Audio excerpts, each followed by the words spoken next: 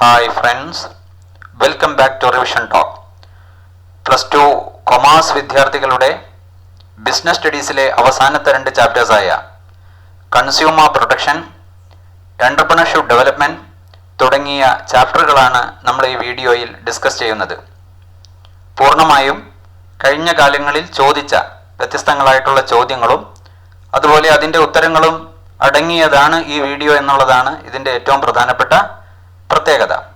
നമുക്കാദ്യമായി ഈ ചാപ്റ്ററിൽ ആദ്യം കൺസ്യൂമർ പ്രൊട്ടക്ഷൻ ആക്ട് എന്ന് പറയുന്ന നമ്മുടെ 12ാമത്തെ ചാപ്റ്റർ, അതിൽ റിപ്പീറ്റഡ് ആയിട്ട് ചോദിച്ച ചോദ്യങ്ങൾ, അതിൻ്റെ ഉത്തരങ്ങൾ ഓരോന്നായി ഡിസ്കസ് ചെയ്ത് മുന്നോട്ട് പോവാം. ആദ്യത്തെ ക്വസ്റ്റ്യൻ തന്നെ നമുക്ക് ശ്രദ്ധിക്കാവുന്നതാണ്. List out the safeguards and rights provided to consumers by consumer protection act 1986.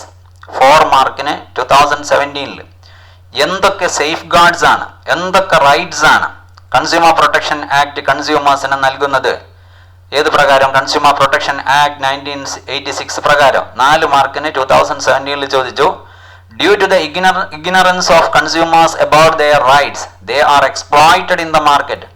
അപ്പോൾ ഒരുപാട് ഇഗ്നറൻസ് കൺസ്യൂമേഴ്സിനുണ്ട്, അറിവില്ലായ്മ ഉണ്ട്. അതുകൊണ്ട് അവരെന്ത് ചെയ്യപ്പെടുന്നുണ്ട്? എക്സ്പ്ലോയിറ്റ് ചെയ്യപ്പെടുന്നുണ്ട്. മാർക്കറ്റിൽ അവരെ ചൂഷണം ചെയ്യപ്പെടുന്നുണ്ട്. Briefly describe various right as per consumer protection act 1989 in the light of above statement. അത് 4 മാർക്കിനാണ്. ഈ ഒരു മേലെ പറഞ്ഞിരിക്കുന്ന സ്റ്റേറ്റ്മെന്റിന്റെ അടിസ്ഥാനത്തിൽ കൺസ്യൂമർ പ്രൊട്ടക്ഷൻ ആക്ട് പ്രകാരമുള്ള റൈറ്റ്സ് എന്തൊക്കെയാണ്, കൺസ്യൂമേഴ്സിനുള്ള റൈറ്റ്സ് എന്തൊക്കെയാണ് എന്നുള്ളതാണ് 4 മാർക്ക് 2016.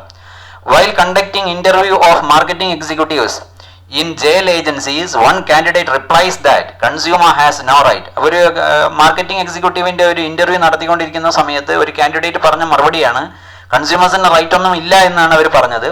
നമ്മളോടുള്ള ക്വസ്റ്റ്യൻ എന്താണെന്ന് ചോദിച്ചാൽ, do you agree with the candidate, justify your answer. അത് 4 മാർക്കിന് 2014 ഈ ക്വസ്റ്റ്യൻ ചോദിച്ചിട്ടുണ്ട്. അപ്പോൾ ഒരുപാട് തവണ, 3 തവണ ഇപ്പോൾ നമുക്ക് ഇവിടെ തന്നെ കാണാൻ സാധിക്കും. അതുകൂടാതെ 2 മാർക്കിനും അതേപോലെ 1 വേർഡൊക്കെ ആയിട്ട് 1 മാർക്കിനും ഒക്കെ അതും ധാരാളം തവണ ഈ ചോദ്യങ്ങൾ വന്നിട്ടുണ്ട്. അപ്പോൾ അതുകൊണ്ട് നമ്മൾ വലിയ ചോദ്യങ്ങൾ എടുത്താണ് ഡിസ്കസ് ചെയ്യുന്നത്. കാരണം അത് പഠിച്ചു കഴിഞ്ഞാൽ ഇനി 2 മാർക്കിന്റെ ക്വസ്റ്റ്യൻ വന്നാലും 1 മാർക്കിന്റെ 1 വേർഡ് ചോദ്യങ്ങൾ വന്നാലും ഒക്കെ നമുക്ക് എന്ത് ചെയ്യാനായിട്ട് സാധിക്കും? അറ്റൻഡ് ചെയ്യാനായിട്ട് സാധിക്കും. അപ്പൊ എന്തൊക്കെ റൈറ്റ്സ് ആണ് ഉള്ളത്? ഇപ്പൊ നമുക്ക് 6 റൈറ്റ്സ് ഇവിടെ കാണാവുന്നതാണ്. Right to safety, right to be informed, right to choose, right to be heard, right to seek redressal, right to consumer education. അല്ലേ? നമുക്ക് ഇത്രയും തവണ ചോദിച്ച ഒരു ചോദ്യം, അതേപോലെ 2 മാർക്കിനും 1 വേർഡും ഒക്കെ ആയിട്ട് ചോദിക്കുന്ന ചോദ്യം ആയതുകൊണ്ട് തന്നെ ചെറിയൊരു എക്സ്പ്ലനേഷൻ നമുക്ക് ഇതിനെപ്പറ്റി നടത്തുന്നത് നല്ലതാണ്. ഒന്നാമത്തെ എന്താണ്? Right to safety. കൺസ്യൂമർ എപ്പോഴും എന്തായിരിക്കണം? സേഫ് ആയിരിക്കണം. അല്ലേ? Consumer has a right to be protected against the goods and services which are hazardous to life and health. അവരുടെ ശരീരത്തിനും അതേപോലെ അവരുടെ ജീവിതത്തിനും ഒക്കെ തന്നെ ഹസാർഡസ് ആയിട്ടുള്ള, എന്നാണ് ഹാനികരമായിട്ടുള്ള, അതിന് പ്രയാസങ്ങൾ ഉണ്ടാക്കുന്ന രീതിയിലുള്ള അത്തരത്തിലുള്ള ഗുഡ്സിനെ തൊട്ട് അവർക്ക് എന്തുണ്ടാവണം? സേഫ്റ്റി ഉണ്ടാവണം. അതിനുള്ള റൈറ്റ് അവർക്കുണ്ട്. റൈറ്റ് ടു സേഫ് അല്ലെങ്കിൽ റൈറ്റ് ടു സേഫ്റ്റി എന്നാണ് നമ്മൾ അതിന് പറയാം. റൈറ്റ് ടു ബി ഇൻഫോംഡ് എന്ന് പറഞ്ഞാൽ എന്താണ്? Consumer has a right to have complete information about the product. അല്ലേ? കൺസ്യൂമർക്ക് കംപ്ലീറ്റ് ഇൻഫർമേഷൻസ് കിട്ടണം. പ്രോഡക്റ്റിനെ പറ്റിയുള്ള കംപ്ലീറ്റ് ഇൻഫർമേഷൻസ് കിട്ടണം. അതിന്റെ ഇൻഗ്രീഡിയൻസ് എന്തൊക്കെയാണ്, അതിന്റെ ഡേറ്റ് ഓഫ് മാനുഫാക്ചർ ഏതാണ്, അതിന്റെ പ്രൈസ് എന്താണ്, അതിന്റെ ക്വാണ്ടിറ്റി എത്രത്തോളം ഉണ്ട്, മറ്റുള്ള അത് യൂസ് ചെയ്യുന്ന സമയത്ത് വേണ്ട ഡയറക്ഷൻസ് എന്തൊക്കെയാണ്, തുടങ്ങിയിട്ടുള്ള എല്ലാ ഇൻഫർമേഷൻസും കിട്ടുന്നതിന് വേണ്ടിയുള്ള അവകാശം ആർക്കുണ്ട്? കൺസ്യൂമർക്കുണ്ട്. അതാണ് right to be informed. Right to choose. അല്ലെ? അയാൾക്ക് ആഗ്രഹമുള്ളത് തിരഞ്ഞെടുക്കാനുള്ള ഫ്രീഡം അദ്ദേഹത്തിനുണ്ട്. The consumer has the freedom to choose from variety of product. അല്ലേ? At competitive price. അപ്പോൾ അവിടെ ചൂസ് ചെയ്യാനുള്ള അധികാരമുണ്ട് എന്നുള്ളതാണ് നമുക്കിവിടെ കാണാൻ വേണ്ടി സാധിക്കുക. അടുത്ത നോക്കൂ, റൈറ്റ് ടു ബി ഹിയർഡ്. അല്ലേ? Consumer has the right to file complaint. Right to be heard എന്ന് പറഞ്ഞാൽ അയാളെ കേൾക്കാൻ എന്നാണ് അവിടെ നമ്മൾ അതിന്റെ അർത്ഥം പറയുന്നതെങ്കിലും എന്താണ് അതുകൊണ്ട് ഉദ്ദേശിക്കുന്നത്? Consumer has a right to file a complaint. അല്ലേ? കൺസ്യൂമർക്ക് ഒരു കംപ്ലൈന്റ് ഫയൽ ചെയ്യാനുള്ള അധികാരമുണ്ട്. To be heard in the case of dissatisfaction. അയാൾ വാങ്ങിയ ഒരു സാധനവുമായി ബന്ധപ്പെടുത്തിയും കൊണ്ട് അത് അദ്ദേഹം ഡിസാറ്റിസ്ഫൈഡ് ആണെങ്കിൽ, അല്ലെങ്കിൽ അതിലെന്തെങ്കിലും കേടുപാടുകൾ ഉണ്ടെങ്കിൽ, അല്ലെങ്കിൽ അതിൽ അയാൾ വഞ്ചിക്കപ്പെട്ടു എന്ന് തോന്നിക്കഴിഞ്ഞാൽ, അല്ലെ, ആ ഗുഡ്സുമായി ബന്ധപ്പെടുത്തി അല്ലെങ്കിൽ സർവീസുമായി ബന്ധപ്പെടുത്തി അയാൾക്ക് കേസ് ഫയൽ ചെയ്യാനുള്ള അധികാരമുണ്ട് എന്നാണ് ഈ പറഞ്ഞിരിക്കുന്നത്. ദെൻ നോക്കൂ, റൈറ്റ് ടു സീക്ക് റിഡ്രസൽ. അല്ലെ? റിഡ്രസൽ, നഷ്ടപരിഹാരം പോലെയുള്ള കാര്യങ്ങൾ കിട്ടാനുള്ള അതിനുള്ള അധികാരമുണ്ട്. Consumer has a right to get relief. അല്ലെ? പല തരത്തിലുള്ള റിലീഫുകളുണ്ട്. അപ്പൊ റിലീഫ് എന്ന് പറഞ്ഞിട്ട് ഈ ഏരിയയിൽ ഈ ക്വസ്റ്റ്യന്റെ പല ഭാഗങ്ങളിലായിട്ട് അല്ലെങ്കിൽ ഈ ചാപ്റ്ററിന്റെ ഇതിലൊരു ഹെഡിങ് ആയിട്ട് അങ്ങനെ വേറെ തന്നെ ഉണ്ട്. അപ്പൊ നമ്മൾ ആ ഭാഗം കൂടുതലായിട്ട് അവിടെ ഡിസ്കസ് ചെയ്യാത്തത് കൊണ്ടാണ് ഈ ഒരു പാരഗ്രാഫ് കുറച്ച് വലിയ പാരഗ്രാഫായിട്ട് കൊടുത്തിരിക്കുന്നത്. എന്തൊക്കെ രീതിയിലുള്ള റിലീഫുകളാണ് നമ്മുടെ കൺസ്യൂമർക്കുള്ളത് എന്നുള്ളതും കൂടി നമ്മൾ ഈ 5ാമത്തെ പോയിന്റിൽ ഡിസ്കസ് ചെയ്യുന്നുണ്ട് അല്ലെ. Consumer protection act provides number of reliefs to the consumers including replacement of a product. ചിലപ്പോൾ റീപ്ലേസ് ചെയ്ത് കൊടുക്കും. പഴയത് അപ്പോൾ വാങ്ങിയത് കേടായി കഴിഞ്ഞാൽ അത് റീപ്ലേസ് ചെയ്ത് കൊടുക്കേണ്ടി വരും. ചിലപ്പോൾ removal of defect in the product അല്ലെ, പ്രോഡക്റ്റിലുള്ള ഡിഫക്ട്സ് ഒക്കെ തന്നെ റിമൂവ് ചെയ്ത് കൊടുക്കേണ്ടി വരും. ചിലപ്പോൾ കോമ്പൻസേഷൻ കൊടുക്കേണ്ടി വരും അല്ലെ. എന്തെങ്കിലും ലോസോ ഇഞ്ചറിയോ ഒക്കെ ഉണ്ടായി കഴിഞ്ഞാൽ, അങ്ങനെ വല്ല ലോസും ഇഞ്ചറിയും ഒക്കെ തന്നെ സഫർ ചെയ്ത് കഴിഞ്ഞാൽ കൺസ്യൂമർക്ക് എന്ത് കൊടുക്കേണ്ടി വരും? കോമ്പൻസേഷൻ കൊടുക്കേണ്ടി വരും. അപ്പൊ ഇത്തരത്തിലുള്ള റിലീഫുകളൊക്കെ തന്നെ. ഇപ്പോൾ റിലീഫുകളെ കുറിച്ച് നമ്മൾ ഇനി വേറെ സ്ലൈഡുകളിൽ ഒന്നും പറയുന്നില്ല എന്നുള്ളത് കൊണ്ടാണ് ഈ 5ാമത്തെ പോയിന്റിൽ നമ്മൾ ആ ഭാഗം കുറച്ചും കൂടെ കൂടുതലായിട്ട് എഴുതിയത് എന്ന് മനസ്സിലാക്കുക. Right to consumer education. The consumer has a right to acquire knowledge and to be well informed consumer throughout life അല്ലെ. അപ്പോൾ അയാൾക്ക് വളരെ നല്ല രീതിയിൽ കൺസ്യൂമർ എഡ്യൂക്കേഷൻ, കൺസ്യൂമറിസം അല്ലെങ്കിൽ കൺസ്യൂമർ എന്നുള്ള രീതിയിൽ അതുമായി ബന്ധപ്പെട്ട നോളജൊക്കെ തന്നെ അല്ലെങ്കിൽ അറിവുകളൊക്കെ തന്നെ കിട്ടുന്നതിനുള്ള അവകാശമുണ്ട്. അതിന്റെ ഭാഗമായിട്ടും കൂടിയാണ് നമ്മൾ ഈ +2 ക്ലാസ്സുകളിലൊക്കെ തന്നെ എന്ത് ചെയ്യുന്നത്, ഇത് ഒരു പാഠ്യഭാഗമായി ഉൾക്കൊള്ളിച്ചുകൊണ്ട് പഠിക്കുന്നത് എന്നുള്ളതും കൂടി നമ്മൾ മനസ്സിലാക്കിയും കൊണ്ട് 6 റൈറ്റ്സ് നമ്മൾ പറഞ്ഞു. ഇത് വളരെ വളരെ പ്രധാനപ്പെട്ടതാണ് എന്നുള്ളത് പ്രത്യേകം ഓർമ്മിപ്പിക്കേണ്ടതില്ല. കാരണം ധാരാളം തവണ ചോദിച്ചതാണ്. 2 മാർക്കിനും 1 മാർക്കിനും ചോദിച്ചാൽ ഞാൻ ഇതിൽ കാണിച്ചിട്ടില്ല. അതും കൂടെ ഉണ്ട് എന്ന് ഓർമ്മിപ്പിച്ചുകൊണ്ട് നമ്മൾ അടുത്ത ഭാഗത്തേക്ക് പോവാണ്. അതേപോലെ തന്നെ ഇതിൽ ഒരുപാട് റിപ്പീറ്റഡ് ആയിട്ട് ചോദിച്ച മറ്റൊരു ക്വസ്റ്റ്യൻ ആണ് കൺസ്യൂമറുടെ റെസ്പോൺസിബിലിറ്റീസ്. അയാൾക്ക് റൈറ്റ്സ് മാത്രമല്ല, റൈറ്റ്സ് ഉണ്ട് എന്ന് പറയുന്നത് പോലെ തന്നെ റെസ്പോൺസിബിലിറ്റീസും ഉണ്ട്. എന്താ നോക്കൂ, ഇത് 2017 4 മാർക്കിന്, 2019 3 മാർക്കിന്, അതേപോലെ 2010 വീണ്ടും 4 മാർക്കിന് വ്യത്യസ്തങ്ങളായിട്ടുള്ള രീതിയിലാണ് ഇത് ചോദിച്ചിരിക്കുന്നത്. ചോദിക്കുന്നതൊക്കെ ഒരു പ്രത്യേക രീതിയിലാണ്. നോക്കാം. Consumers also have some responsibility while purchasing and consuming goods and services. കൺസ്യൂമേഴ്സിന് ഒരുപാട് ഉത്തരവാദിത്തങ്ങളുണ്ട്. സാധനങ്ങൾ വാങ്ങിക്കുന്ന സമയത്ത്, സാധനങ്ങൾ ഉപയോഗിക്കുന്ന സമയത്ത്, അത് കൺസ്യൂം ചെയ്യുന്ന സമയത്ത്, അല്ലെങ്കിൽ സാധനങ്ങൾ എന്ന് പറയുന്ന സ്ഥലത്തൊക്കെ നമ്മൾ എന്ത് പറയാറുണ്ട്? സേവനങ്ങളെന്നും പറയാറുണ്ട്. Do you agree with this? അതുമായിട്ട് നിങ്ങൾ അംഗീകരിക്കുന്നുണ്ടോ? State for responsibility in this regard. അപ്പൊ ഇതുമായി ബന്ധപ്പെടുത്തിയും കൊണ്ടുള്ള 4 ഉത്തരവാദിത്തങ്ങൾ ആണ് എഴുതാൻ വേണ്ടി പറഞ്ഞിരിക്കുന്നത്. അപ്പൊ 4 പോയിന്റ് നമ്മൾ ഇവിടെ ഹൈലൈറ്റ് ചെയ്ത് കാണിച്ചിട്ടുണ്ട്. നോക്കൂ. Be aware about various goods and services available in the market. മാർക്കറ്റിലുള്ള എല്ലാ ഗുഡ്സുകളെ കുറിച്ചും മാർക്കറ്റുകളിലുള്ള എല്ലാ സർവീസുകളെ കുറിച്ചുമുള്ള ഒരു അവെയർനെസ് ആർക്ക് ഉണ്ടാവേണ്ടതായിട്ടുണ്ട്? നമ്മുടെ കൺസ്യൂമറിന് ഉണ്ടാവേണ്ടതായിട്ടുണ്ട്. Buy only standardised goods. അത് ഇയാളുടെ ഉത്തരവാദിത്തമാണ്. നമ്മൾ ഏതെങ്കിലും മോശമായ ഇൻഫീരിയർ ക്വാളിറ്റി ഉള്ള ഗുഡ്സ് ഒന്നും പോയി വാങ്ങാൻ പാടില്ല.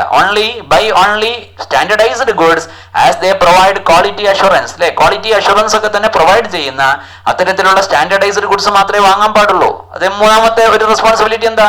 Learn about the risk associated with the product and service. നമ്മുടെ പ്രോഡക്റ്റും സർവീസസുമായി അസോസിയേറ്റ് ചെയ്തിരിക്കുന്ന റിസ്കുകൾ എന്തൊക്കെയാണ്, അപകടങ്ങൾ എന്തൊക്കെയാണ് അല്ലെ, അൺസർട്ടൻ അല്ലെ, അങ്ങനെയുള്ള കാര്യങ്ങൾ എന്തൊക്കെയാണ്, റിസ്ക് എന്തൊക്കെയാണ് എന്നുള്ളത്, അവ്യക്തതകൾ എന്തൊക്കെയാണ് എന്നുള്ളതിനെ പറ്റി കൃത്യമായിട്ടുള്ള വിവരം നമുക്കുണ്ടാവണം എന്നുള്ളതാണ്. Learn about the risk associated with, ആ പ്രോഡക്റ്റ് വാങ്ങുന്നത് കൊണ്ട് അല്ലെങ്കിൽ ആ സേവനം നമ്മൾ ഉപയോഗിക്കുന്നത് കൊണ്ടുള്ള റിസ്ക് എന്തൊക്കെയാണ് എന്നുള്ളതിനെ പറ്റി അയാൾ നല്ല ബോധവാനായിരിക്കണം. Read labels carefully. അതോടൊപ്പം തന്നെ നമ്മൾ ഓരോ സാധനങ്ങൾ വാങ്ങുന്ന സമയത്ത് ആ ലേബിളിൽ അതിനെ പറ്റിയുള്ള ക്വാളിറ്റി, അതിന്റെ ക്വാണ്ടിറ്റി, അതിന്റെ പ്രൈസ് അല്ലെ, അതിന്റെ മാനുഫാക്ചറിംഗ് ഡേറ്റ് തുടങ്ങിയിട്ടുള്ള എല്ലാ ഇൻഫർമേഷൻസും അതിൽ ലേബിളിൽ പറഞ്ഞിട്ടുണ്ടാവും അല്ലെ. നമ്മൾ കഴിഞ്ഞ ചാപ്റ്ററിൽ മാർക്കറ്റിംഗ് മാനേജ്മെന്റ് എന്ന് പറയുന്ന ചാപ്റ്ററിൽ ലേബലിങ്ങിനെ പറ്റിയൊക്കെ തന്നെ വളരെ ഡീറ്റെയിൽ ആയിട്ട് ഡിസ്കസ് ചെയ്തതാണ്. അപ്പോൾ ആ ലേബിളൊക്കെ തന്നെ കെയർഫുൾ ആയിട്ട് വായിക്കുക എന്നുള്ളത് ഇയാളുടെ ഉത്തരവാദിത്തമാണ്, കൺസ്യൂമറുടെ ഉത്തരവാദിത്തമാണ്. ഇങ്ങനെ 4 പോയിന്റ് ഹൈലൈറ്റ് ചെയ്ത് കൊടുത്തിട്ടുണ്ട്. 4 കൂടുതൽ പോയിന്റ്സ് ഉണ്ട്. നമുക്ക് ഇതിന്റെ തൊട്ടടുത്തുള്ള സ്ലൈഡിൽ നമ്മൾ ഡിസ്കസ് ചെയ്യുന്നുണ്ട്.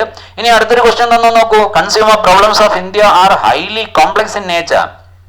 The exploitation of consumers will be stopped only if they start exercising their rights and perform their responsibilities. Point out the responsibilities of customers in this respect. 4 mark 2010. ഇപ്പൊ ഇവിടെ റൈറ്റ്സ് ഉണ്ട്, അതേപോലെ റെസ്പോൺസിബിലിറ്റീസ് ഉണ്ട്. അപ്പോൾ ഇവിടെ responsibilities ആണ് എഴുതാൻ വേണ്ടി പറഞ്ഞത്. ഒരുപാട് ഉത്തരവാദിത്തങ്ങളുണ്ട്, റൈറ്റ്സ് ഉണ്ട്, അതുപോലെ തന്നെ എന്തും ചെയ്യേണ്ടതായിട്ടുണ്ട്, ഉത്തരവാദിത്തങ്ങൾ ഇയാൾ പെർഫോം ചെയ്യേണ്ടതായിട്ട്. ഇന്ത്യയിലെ കൺസ്യൂമേഴ്സ് എന്ന് പറയുന്നത് ഒരുപാട് കോംപ്ലിക്കേറ്റഡ് ആയിട്ടുള്ള പ്രോബ്ലംസ് ഒക്കെ അവർക്ക് ഉണ്ട് എന്ന് പറഞ്ഞുകൊണ്ട് അവരൊരുപാട് ചൂഷണത്തിന് വിധേയരാവുന്നുണ്ട് എന്നൊക്കെ പറഞ്ഞുകൊണ്ട് അതൊക്കെ സ്റ്റോപ്പ് ചെയ്യണമെങ്കിൽ റൈറ്റ്സിനെ പറ്റിയും അതോടൊപ്പം തന്നെ റെസ്പോൺസിബിലിറ്റിയെ പറ്റിയും നല്ല അവയർനെസ് അവർക്ക് ഉണ്ടാവണം എന്ന് പറഞ്ഞുകൊണ്ട് ചോദിക്കുകയാണ്. Point out the responsibilities of customers in this respect. 4 mark 2010 ഈ ക്വസ്റ്റ്യൻ ചോദിച്ചിരിക്കുന്നത്.